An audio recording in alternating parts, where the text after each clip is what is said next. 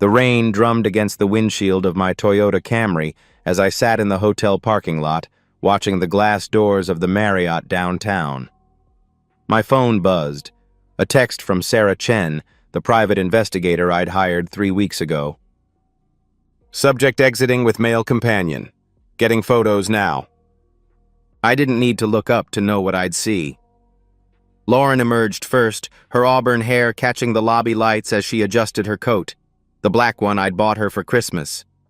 Behind her, David Martinez straightened his tie, that same nervous gesture he'd made during our company barbecue last summer when he'd complimented Lauren's dress a little too enthusiastically. This wasn't the moment of discovery. That had come 6 weeks ago when I'd found the credit card statement buried in Lauren's purse, charges for lingerie I'd never seen, and restaurants we'd never visited together. This wasn't even the moment of confirmation. That had happened when I'd installed the voice recorder in her car and heard her laughing about how Mark's so frigging clueless while she described their afternoon rendezvous. This was the moment of documentation.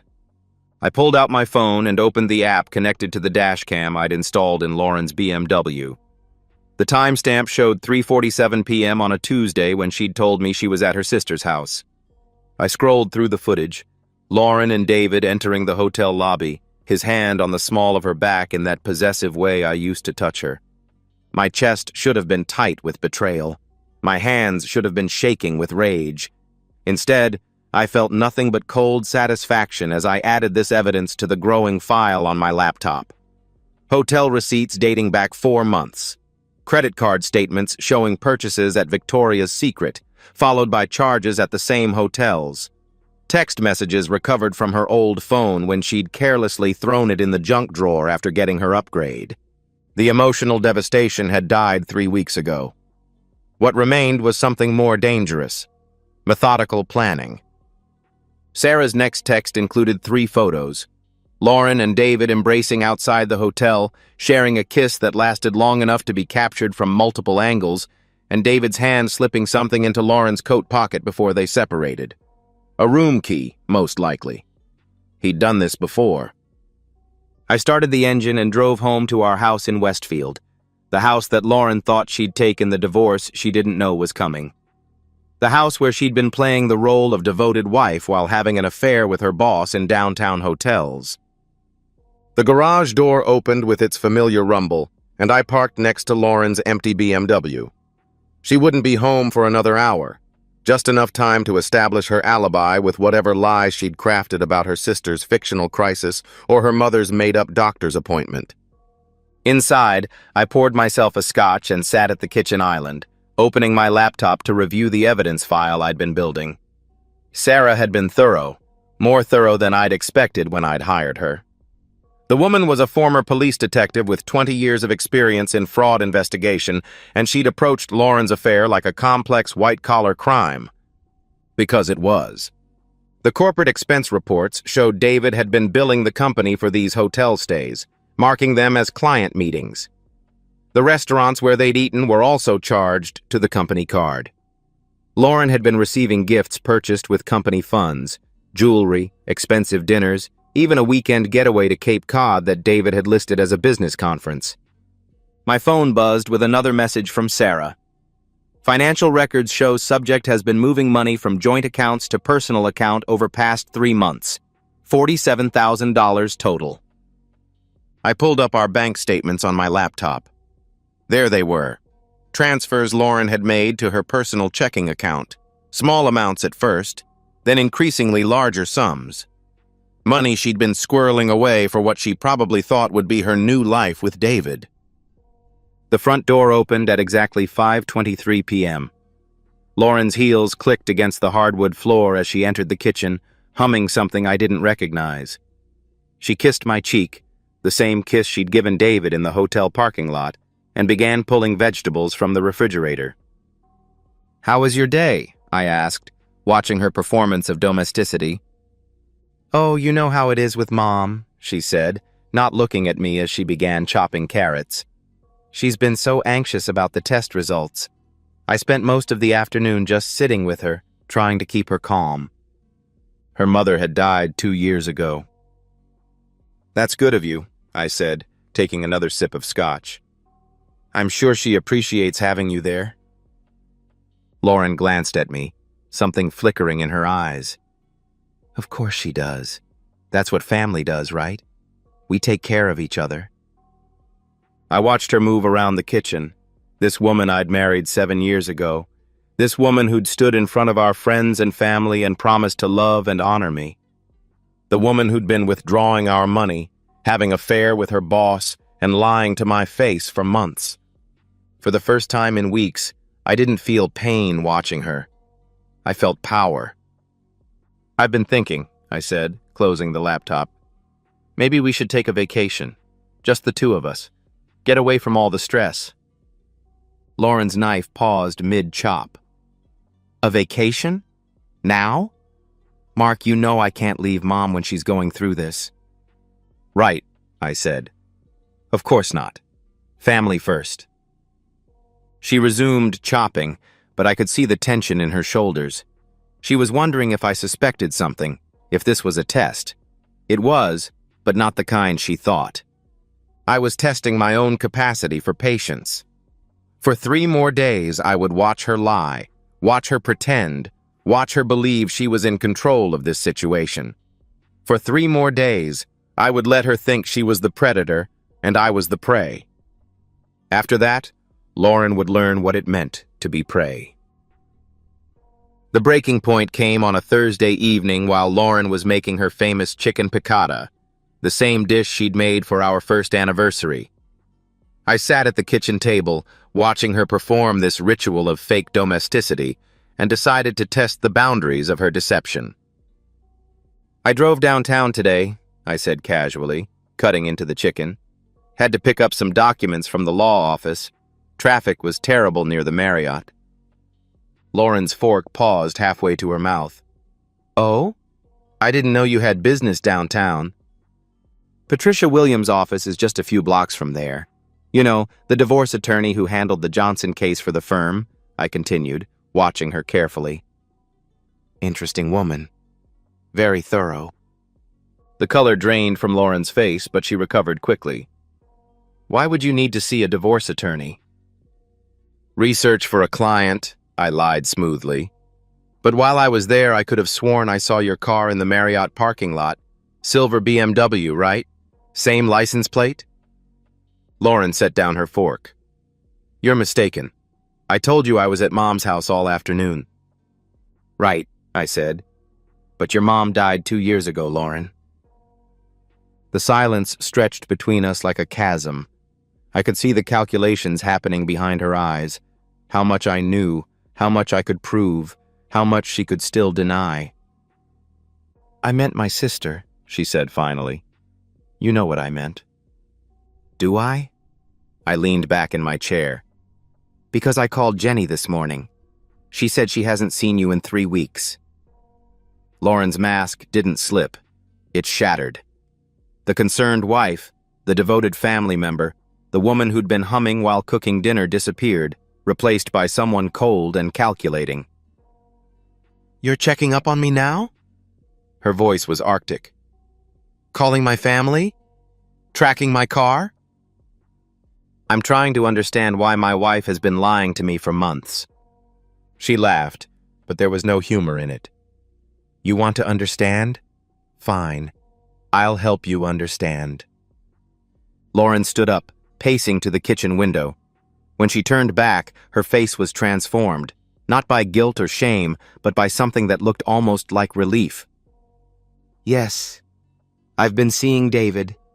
Yes, I've been lying to you. And do you know why? She crossed her arms. Because you're weak, Mark. You're pathetic. You're the kind of man who lets his wife walk all over him and then checks up on her like some sad, suspicious little boy. The words hit like physical blows, but I kept my expression neutral. How long? 6 months, she said. 6 months of David having me the way you never could. 6 months of feeling like a woman instead of a nursemaid to your fragile ego. She was trying to hurt me, to break me down, to make me the villain in this story. But I'd heard these words before, in the recordings from her car, in the conversations Sarah had documented, in the cruel laughter she'd shared with David about my supposed inadequacies. "And now what?" I asked. Lauren's smile was predatory. "Now you get to choose. You can stay married to me, shut your mouth about David, and accept that I'm going to live my life the way I want to live it. Or," she paused for effect, "I'll divorce you. I'll take the house, the savings, the cars. I'll tell everyone you were abusive, that you forced me to look elsewhere for affection. I'll destroy your reputation, your career, everything you think you've built." She moved closer, leaning over the table. "Because that's what happens to weak men who can't keep their wives satisfied. They lose everything." I looked at her, really looked at her. This wasn't the woman I'd married. This was someone who'd been hiding behind a mask for years, someone who'd been calculating and manipulating and waiting for the right moment to reveal her true nature. I stood up, walking to the kitchen sink. "You think I love you too much to fight back." "I think you're too pathetic to fight back," she replied. I turned around, and for the first time in this conversation, I smiled. "Is that really what you want, Lauren? A divorce?" Something in my tone unsettled her. The confidence flickered in her eyes. "I want you to know your place. I want you to understand how this is going to work from now on." "And if I choose the divorce?" "Then you'll lose everything. I'll make sure of it," she answered. I nodded slowly. "I need some time to think about this." Lauren relaxed, the predator sensing victory. "Of course you do. Take all the time you need." 3 days, I said. "Give me 3 days to decide." She laughed. 3 days? Mark, this isn't a business negotiation. This is your life we're talking about. 3 days, I repeated. "Then I'll give you my answer." Lauren shrugged. "Fine. 3 days. But don't think you're going to find some magic solution. You're going to realize that you need me more than I need you, and then you're going to accept the new rules." She kissed my forehead, a gesture of condescension rather than affection. "I'm going to take a bath. Clean up the dishes, would you?" I watched her walk away, this woman who thought she'd just delivered a killing blow. She'd miscalculated badly. I didn't need 3 days to think about my decision. I'd made it weeks ago when I'd first hired Sarah Chen. I needed 3 days to execute. The next 72 hours unfolded like a chess game where only one player could see the board. While Lauren went about her normal routine, working late with David, making phone calls to friends about marriage problems, even having the audacity to shop for new lingerie with our joint credit card, I was moving pieces she couldn't even see. Friday morning, I met with Patricia Williams at her law office. Patricia was a shark in an expensive suit, a woman who'd built her reputation on high-conflict divorces and asset protection. She'd been preparing for this meeting for 3 weeks. "The evidence is overwhelming," she said, spreading documents across her conference table. "Adultery, financial misconduct, and this." She played a recording from Lauren's car, my wife's voice, clear and cruel, describing how she planned to take Mark for everything he's worth and make him pay for being such a weakling. "The joint accounts?" I asked. "Frozen as of this morning. Emergency motion based on evidence of financial misconduct," Patricia replied with a cold smile. "She'll find out when she tries to access them later today." "And the house?" "Complicated, but we have options. The recordings of her admitting to financial planning for the divorce, combined with the evidence of her moving money without your knowledge, gives us grounds for asset protection. Plus, there's this." She handed me a folder. "Your wife has been encouraging David to embezzle company funds. The hotels, the restaurants, the gifts, all charged to his corporate account and classified as business expenses." I opened the folder. Sarah Chen had been thorough. Credit card statements, hotel receipts, expense reports, all showing a pattern of corporate fraud that implicated both Lauren and David. "David's wife doesn't know yet," Patricia continued, "but she will. Today." How? I asked. Anonymous tip to the company's ethics hotline, complete with documentation. David will be terminated before the weekend, and his wife will have grounds for divorce that'll leave him with nothing. I felt something cold settle in my stomach.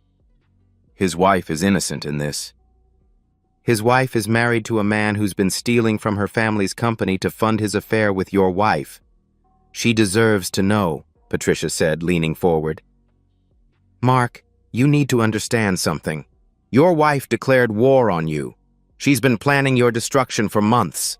I'm simply giving you the tools to fight back. The meeting continued for 2 hours. Patricia outlined the legal strategy, the financial protections, the evidence packets that would be submitted to the court. By the time I left her office, Lauren's fate was sealed, even if she didn't know it yet. Saturday, I focused on the social battlefield. Lauren had always been the extrovert in our marriage, the one who maintained friendships and family relationships. She thought that gave her power, that people would naturally take her side in a divorce. She was wrong. I called her sister Jenny first. I'm worried about Lauren, I said. She's been so distant lately, working late, spending money we don't have. I think she might be having some kind of breakdown. Jenny, who'd always been protective of Lauren, was immediately concerned. What kind of breakdown? I don't know. Paranoia, maybe? She's been accusing me of checking up on her, getting angry when I ask simple questions about her day.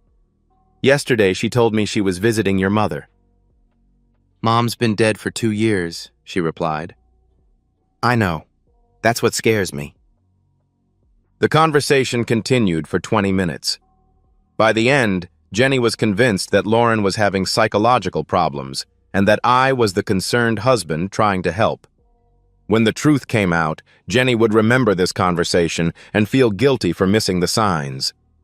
I made similar calls to Lauren's college friends, her co-workers, even her former boss. Not spreading gossip, that would have been suspicious. Just planting seeds of concern, establishing myself as the worried husband, dealing with a wife who was acting strange and pulling away from everyone who loved her. The beauty of this strategy was that it was partially true. Lauren had been distant, secretive, hostile. When people learned about the affair, they would remember these conversations and think, oh, that's why Mark was so worried. Sunday, I focused on David. This was the riskiest part of the plan because it required direct action that could be traced back to me. I couldn't be directly involved in his destruction. That would make me legally liable. But I could create the conditions for his self-destruction. Sarah had provided me with David's home address and his wife's social media profiles. Maria Martinez was active on Instagram, posting regularly about her family, her work at the nonprofit foundation, and her volunteer activities. She was also connected to several board members of the company where David worked, the company her family had helped establish. I created a fake Instagram account and began following Maria's posts, occasionally liking her photos or commenting positively on her foundation work. Nothing suspicious, just another supporter of her causes. Over the course of several weeks, I'd built up a small digital relationship with her. Now it was time to leverage that relationship. I sent Maria a private message. Hi, Maria. I hope you don't mind me reaching out. I've been following your foundation work and I'm really impressed by your dedication to family values. I'm struggling with something and I'm not sure who to talk to. I recently discovered that my wife has been having an affair with her boss, and I found evidence that he's been using company resources to fund their relationship. I don't know if I should say something or just focus on my own divorce. I know you're involved with the business community and I wondered if you had any advice. I attached a few pieces of evidence. Hotel receipts showing David's corporate card, restaurant charges for 2 people when he was supposed to be in solo business meetings, and a photo of David and Lauren together that could have been taken by anyone. Maria's response came within an hour. I'm so sorry you're going through this. This is completely unacceptable behavior, especially the misuse of company resources. Would you be willing to share this information with the appropriate authorities? This kind of conduct reflects poorly on all of us in the business community. I waited 2 hours before responding. I appreciate your advice. I think you're right that this kind of behavior needs to be reported. I'll submit everything to the company's ethics hotline tomorrow. But I wouldn't need to. Maria would handle that herself. She'd recognized her own husband in the evidence, and she'd connected the dots about the company being her family's business. By Monday morning, David would be facing termination, divorce, and potential criminal charges for embezzlement. The plan was elegant in its simplicity. I wasn't destroying David. He'd destroyed himself through his choices. I was simply ensuring that the right people had the right information at the right time. Monday morning, I woke up early and made coffee. Lauren was still asleep, exhausted from her weekend activities. I didn't know what she'd been doing, and I didn't care. In 18 hours, she'd discover that her carefully constructed life was collapsing around her. I sat at the kitchen table, reviewing the evidence file one more time. Photographs, recordings, financial documents, witness statements, everything Patricia would need to demolish Lauren in court. Everything that would prove she'd been planning my destruction while pretending to love me. The emotional weight of what I was about to do settled on my shoulders. This wasn't just about revenge. It was about justice. Lauren had tried to destroy an innocent man who'd loved her, and she'd done it with calculation and cruelty. She'd shown no remorse, no guilt, no recognition that her actions would devastate someone who'd trusted her completely. At 7:30 a.m., my phone buzzed with a text from Sarah. Subject's male companion terminated from employment this morning. Security escorted him from building. Wife filed for divorce at 8 a.m. David's world was ending. In a few hours, Lauren's would follow. I looked at the woman sleeping upstairs, this person who'd threatened to destroy my reputation, steal my assets, and leave me with nothing. She thought she was the predator in this story. She was about to learn otherwise. Tuesday evening, Lauren came home from work pale and shaken. She'd obviously heard about David's termination, but she didn't know the full scope of what was happening. Not yet. "We need to talk," I said, gesturing to the dining room table where I'd laid out manila folders in neat rows. "Mark, I don't know what you think you know, but—" "Sit down, Lauren." Something in my tone made her comply. She sat across from me, her eyes darting to the folders with growing apprehension. "3 days ago, you gave me an ultimatum," I said. "You told me I could either accept your affair and the new rules of our marriage, or you'd divorce me and take everything. You assumed I was weak. You assumed I was trapped. You assumed I had no choice but to submit to your demands." I opened the first folder and pushed it across the table. Hotel receipts. 17 different dates over the past 6 months. Each one corresponds to a day you told me you were somewhere else. Lauren's face went white as she flipped through the receipts. "How did you—" The second folder contains financial records. $47,000 transferred from our joint accounts to your personal checking account without my knowledge or consent. I opened the second folder. That's called financial misconduct in divorce proceedings. Lauren's hands shook as she examined the bank statements. "This is illegal. You can't spy on me like this." The third folder contains photographs. I didn't need to open it. You and David. Multiple locations, multiple dates. The quality is quite good. My private investigator is very professional. "Private investigator?" Lauren's voice cracked. "Sarah Chen. 20 years with the police department specializing in fraud investigation. She's been documenting your affair for a month." I leaned forward. "Did you know David was charging your hotel stays to his corporate account? That he was embezzling from his wife's family business to fund your relationship?" Lauren stared at me as if I'd become a stranger. "What are you talking about?" "David was fired yesterday morning. His wife filed for divorce before noon. The company is considering criminal charges for embezzlement." I opened the fourth folder. This contains copies of all the evidence I provided to the company's ethics board and to Maria Martinez personally. "You destroyed his marriage?" "I didn't destroy anything. I simply made sure the right people had accurate information about how their money was being spent. Lauren stood up abruptly, pacing to the window. You have no idea what you've done. David has children. He has a family. He had a family. He chose to risk it for 6 months of affair with my wife. I remained seated, calm. Just like you chose to risk our marriage for the same thing. She whirled around, and I saw a flash of the woman who'd delivered the ultimatum 3 days ago. You're not going to destroy me like you destroyed him. I'm not destroying you, Lauren.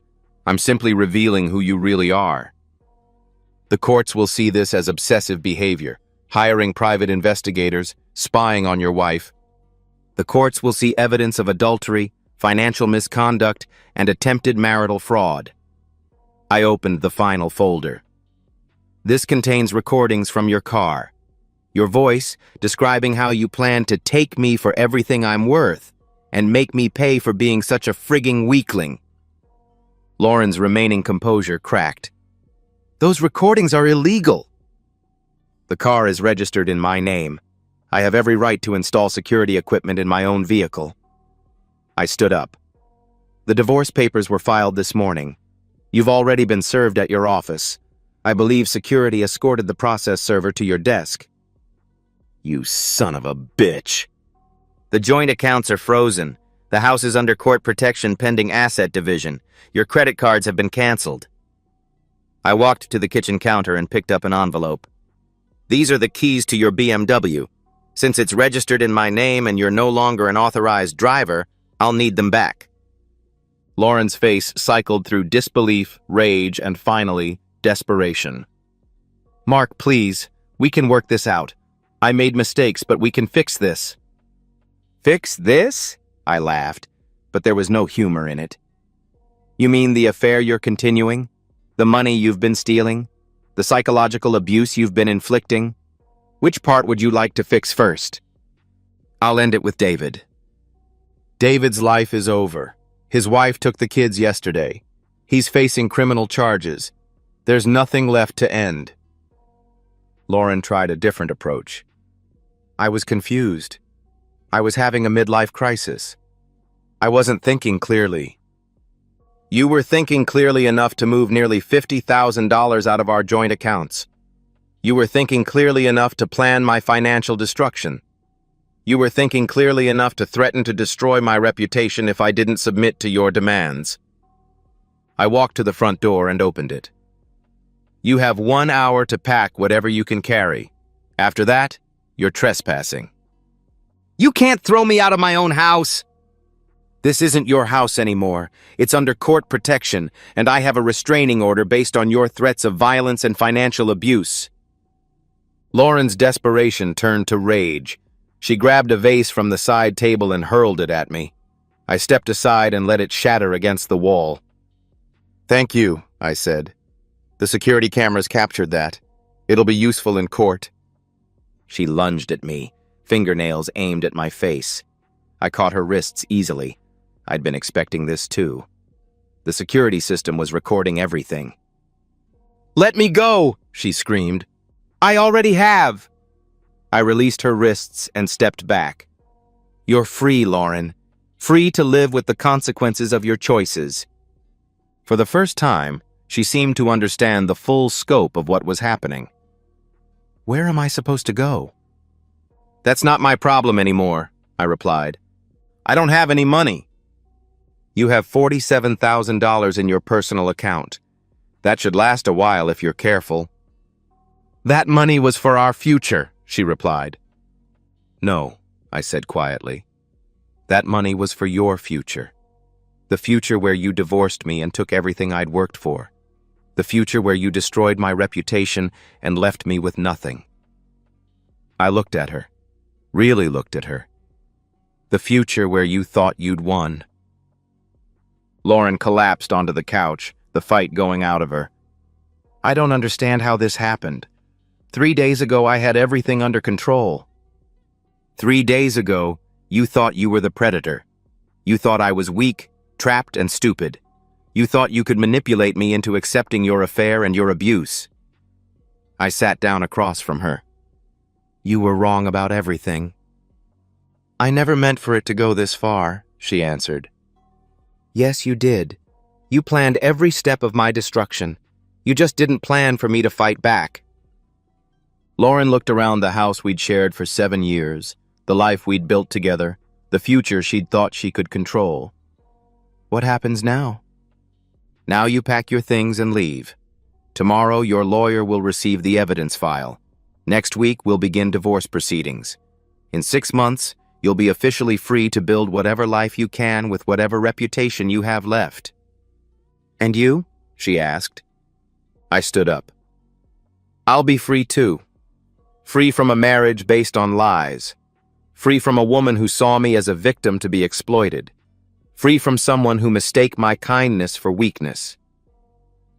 Lauren looked at me with something approaching respect for the first time in months. I underestimated you. Yes, I said. You did. She went upstairs to pack, and I sat in the living room, listening to the sounds of her dismantling her life. Drawers opening and closing, closet doors slamming, the occasional sob of recognition as she realized what she'd lost. An hour later, she stood at the front door with 2 suitcases, looking like a stranger. The confident woman who'd delivered the ultimatum was gone. The cruel woman who'd planned my destruction was gone. What remained was someone broken by the weight of her own choices. Mark, she said quietly, I'm sorry.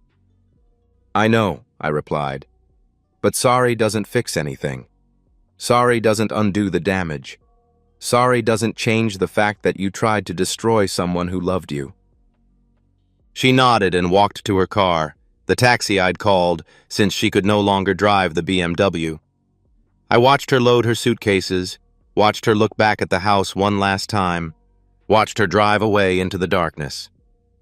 Then I closed the door, poured myself a scotch, and sat in the silence of my empty house. The silence of victory. The silence of justice. The silence of a man who'd refused to be a victim. 6 months later, I sat in my new apartment's living room, watching the news coverage of David Martinez's sentencing. 18 months in federal prison for embezzlement, plus restitution that would keep him in debt for the rest of his life. His ex-wife had been granted full custody of their children and a divorce settlement that left him with nothing. The reporter mentioned that Martinez had been attacked outside a downtown bar 3 months ago, suffering a broken nose and several cracked ribs. The attackers were never found, though witnesses described them as 3 men who'd called him a cheating bastard before the beating began. I'd had nothing to do with the attack. I was at a client dinner that night with receipts and witnesses to prove it, but I felt no sympathy for David.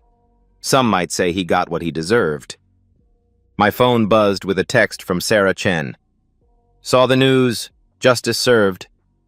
Sarah had become more than just my private investigator. She'd become a friend and mentor. She'd taught me how to read people, how to spot lies, how to protect myself from manipulation. Most importantly, she'd shown me how to trust my instincts again. Indeed, I texted back. Dinner tomorrow?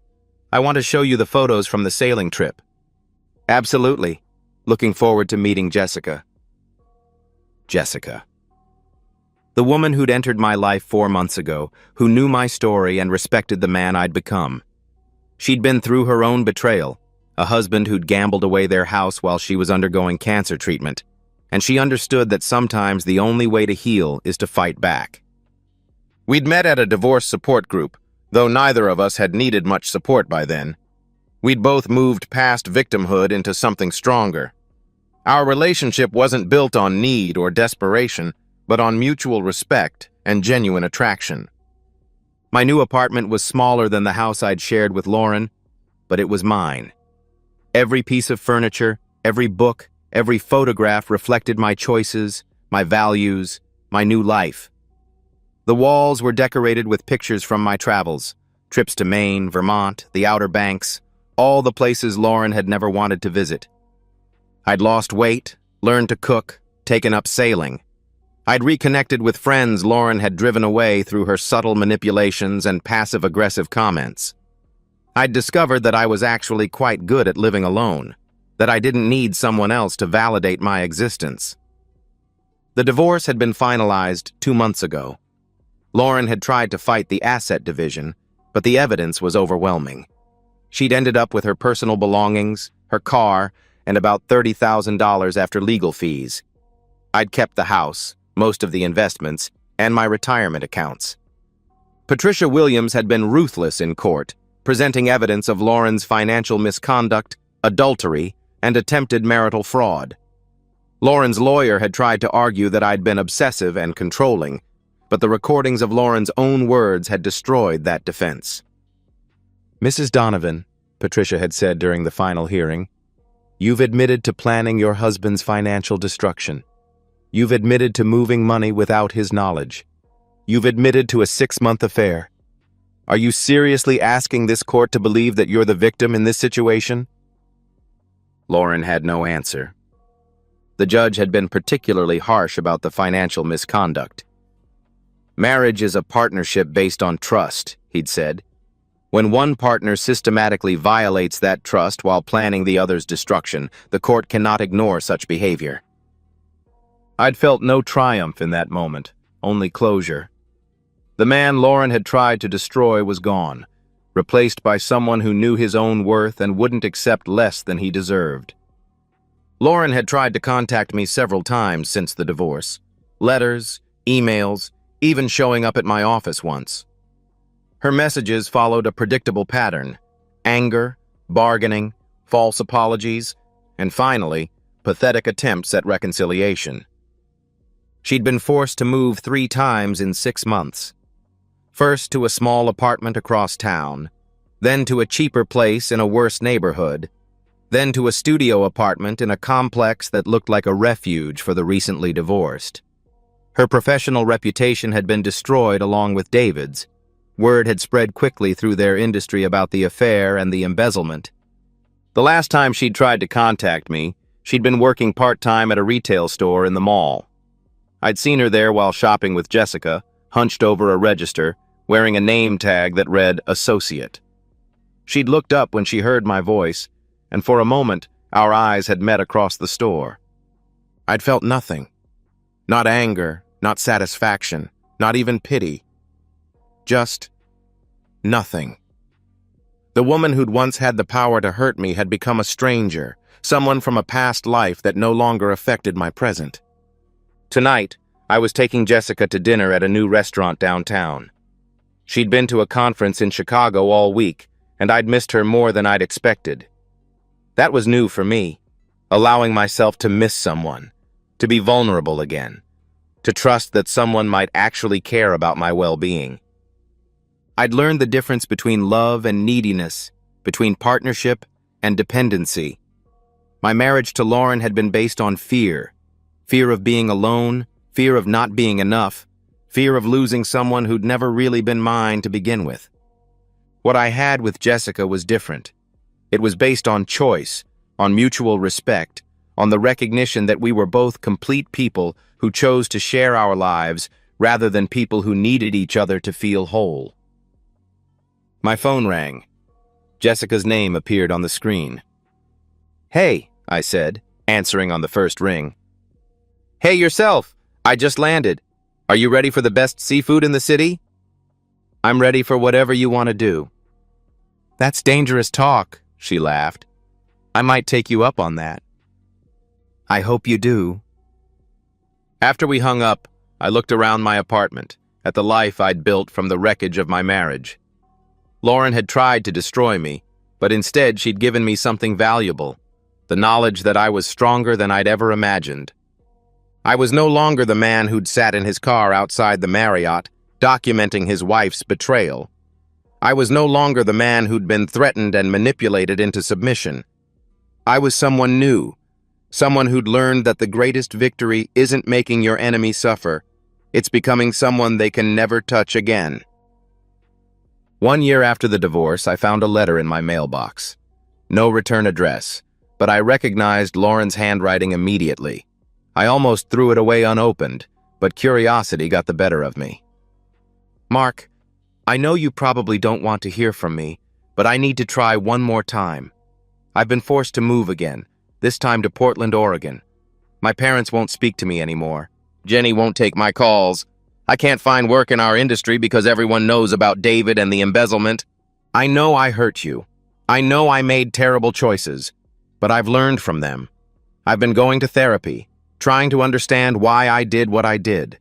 The therapist says I was acting out of fear, that I was trying to control you because I was afraid of losing you.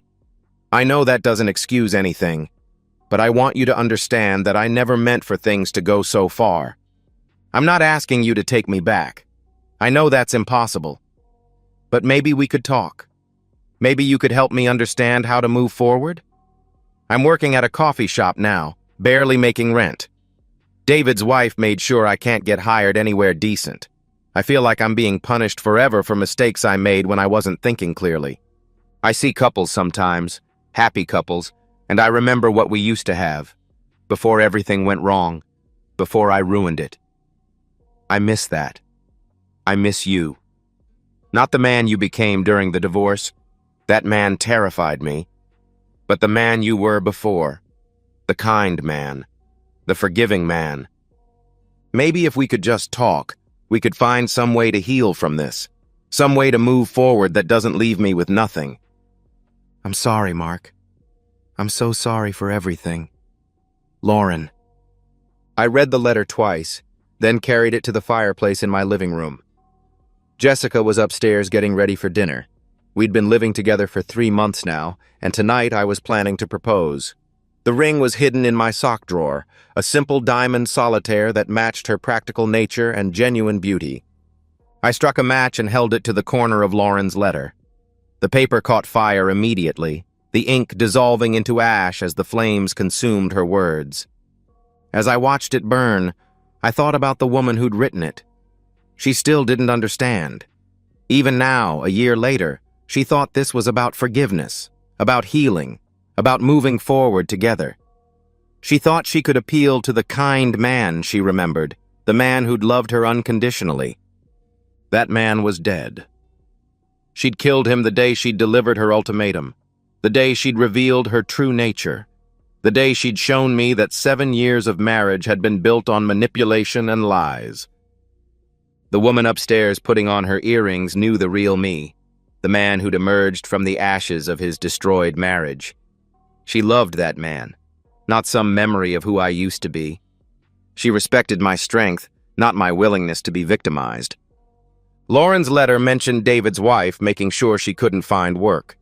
That was Maria Martinez, a woman who'd discovered that her husband had been stealing from her family's company to fund his affair. Maria had used her connections in the business community to ensure that both Lauren and David faced professional consequences for their actions. She'd protected other families from the kind of betrayal she'd experienced. Some might call that vindictive. I called it justice. The last of Lauren's letter crumbled into ash. I stirred the remains with the poker, making sure nothing legible remained. Then I swept the ashes into the trash and washed my hands. "Almost ready?" Jessica called from upstairs. "Almost," I called back, checking my reflection in the mirror. The man looking back at me was someone I recognized, someone I respected, someone who'd learned that the greatest victory isn't making your enemies suffer, but becoming someone they can never touch again. I thought about Lauren in her coffee shop in Portland, still believing that she was the victim of circumstances beyond her control, still thinking that someone else was responsible for her situation, still waiting for rescue from the consequences of her choices. She would wait forever. Tonight, I would propose to a woman who'd never mistake my kindness for weakness, who'd never see my love as a tool for manipulation. Tonight, I would continue building a life based on truth, respect, and genuine partnership. The man Lauren had tried to destroy was gone. What remained was someone stronger, wiser, and completely beyond her reach. Someone who'd learned that the best revenge isn't destruction, it's success. Someone who'd learned that sometimes when everything burns down, what rises from the ashes is better than what came before. I checked the ring box one more time, then headed upstairs to the woman who loved the man I'd become, not the man I used to be. Behind me, the last traces of Lauren's letter disappeared into ash and memory. I never looked back. And so, we've reached the end of today's story. Was it what you expected, or did it take a twist you didn't see coming? I'm curious to hear your thoughts. Share them in the comments below, and let's get a conversation going. If this story kept you hooked, make sure to hit that like button. And if you're new here or just haven't subscribed yet, now's the perfect time to join our community. I bring you fresh, captivating stories every day, so click that subscribe button and turn on notifications so you never miss out. Thanks for watching, and I'll see you in the next one.